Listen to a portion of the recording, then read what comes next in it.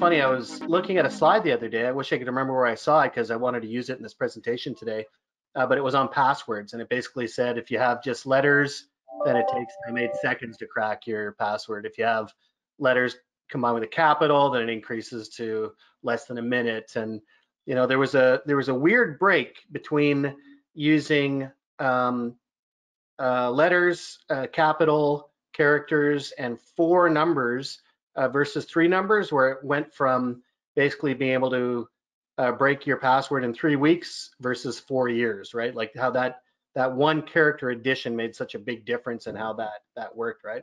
And that's kind of training, getting people to understand that. So are there tips and tricks that you guys are using to be able to help people and their remote workers that are training based and not software based? And Paul, maybe I'll get you to start this one this time. I think I'm going to beat the privacy drum. The thing that people did not take home with them was the idea that security is still their job, that privacy is still their job. You're working in your underwear, you're sitting there drinking your coffee at the computer, you know what I mean? Like, you don't feel like it's that time, but it's that time. Your wife, your kids, everybody else around you is not supposed to be privy to this information. If you were at your office, they wouldn't be. And yet you didn't beat this into their heads. You didn't talk to your employees about it. So one of the things we tell folks is, look, if you weren't working remotely before, COVID sent everybody home and you just said go there. If you didn't adjust your policies and procedures and then train your employees on how to do it, then you're in violation of the HIPAA law. Let's just take that one specifically. Why? Because if I don't tell you you can and how to do so, then you can't. You're not trained. So I think that it really begins with the teaching them that the corporate culture has to go home. And that is one of the biggest challenges out there, is sending that corporate culture to the house.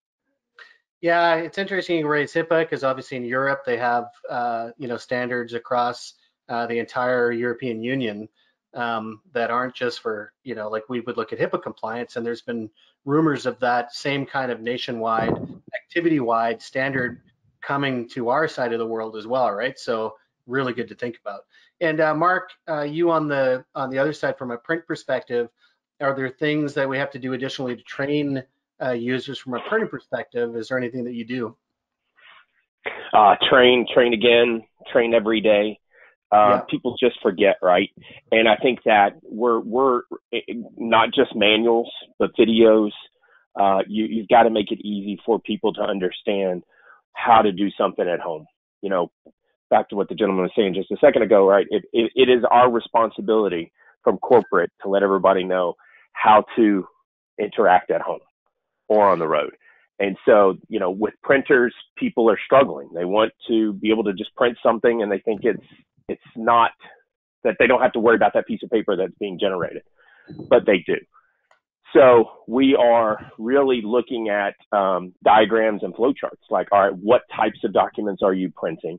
And using software, such as PaperCut and other print management type solutions that are out there to help them put reminders in place of what they can and can't be printing at home and from specific applications. So that's the things that you just got to make it easier for that worker, because they are going to forget with everything else that they have going on.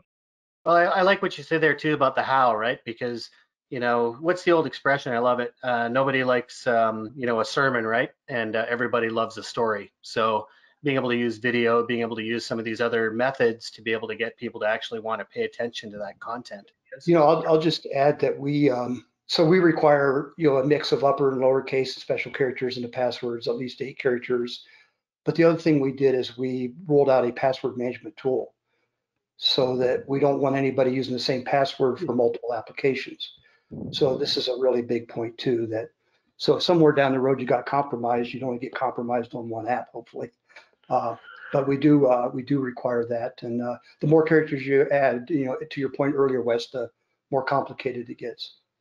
Everyone really hit on a lot of broad basis points on this. I'm a big Simon Sinek fan, so that start with why type of mentality. Why is security important? As each one of the big things we focus on is, as a technology gets rolled out to a client, we focus on a universal training platform about why this is important. So a password manager is important because you can't control Target.com's web security hygiene.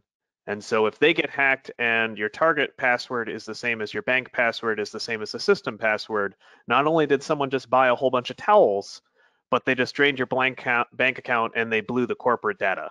So it became a really big problem because of a bad hygiene habit of someone. It's not your fault, it's not our fault, it's their fault. So using that why really helps drive home the adoption process. Another thing, and this is just an easy one that everyone can do, is that IT security has done a really, really good job at making passwords really, really easy for computers to break and really, really hard for people to remember. So stop using a password, start using a passphrase. Take 5 or 6 words, put them together, use book capitalization, throw one symbol and one number at the end. You have a password that will take a computer a millennium to break, but you will be able to remember after repeating it to yourself 3 to 5 times. So that's a great piece of advice. Wow. Use a passphrase.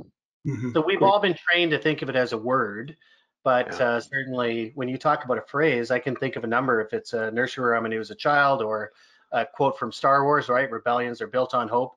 You know, things that are very easy to remember, but you're saying that because it's a phrase and it's much longer, that it's much harder to hack. Wow. Much harder to break. And if you can get to the point where you use 4 or 5 nondescript words, right? So the old internet cartoon XKCD did this really well. Correct horse battery staple.